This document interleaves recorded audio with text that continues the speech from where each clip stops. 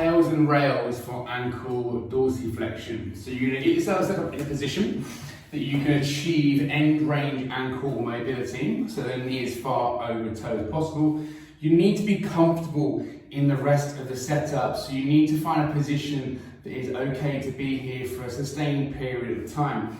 So you're going to get yourself set up. I like to come into this leg nice and close and often use external load to really anchor into that end range. Now, before you can start the pails and rails contractions, you've got to hold this passive stretch for 2 minutes first to really try and get to that end range before we start the contractions.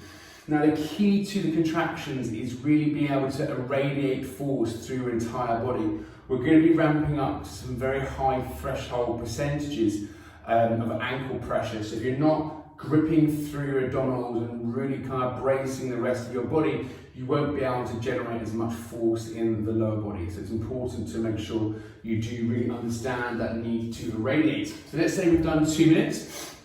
I'm going to put my hands on the floor to really help me get that irradiation. So from there, the first contraction is the pails contraction. And to do the pails contraction, I'm going to be pressing my toes down into the floor, like I'm trying to push the floor away from me, pushing through the whole underside of the foot, really driving through that front foot.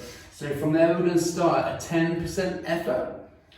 And then we're going to dial that up to a 30% effort. Abs starting to get a bit tighter because the pressure is starting to build. Taking it up to a 50% effort, nice and gradually.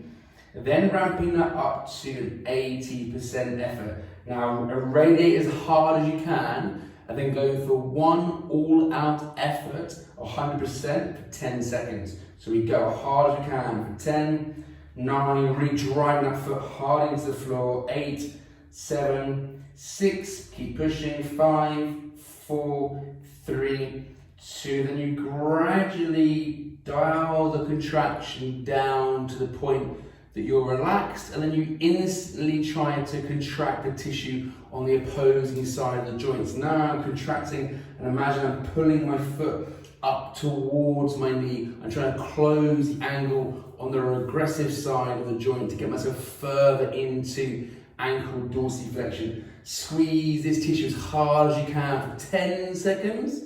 And at the end of 10 seconds, you're going to hold your new range of motion. This is where having external surfaces can be quite handy to anchor yourself into those ranges. And you can repeat the pails and rails contractions for reps that are prescribed in the workout.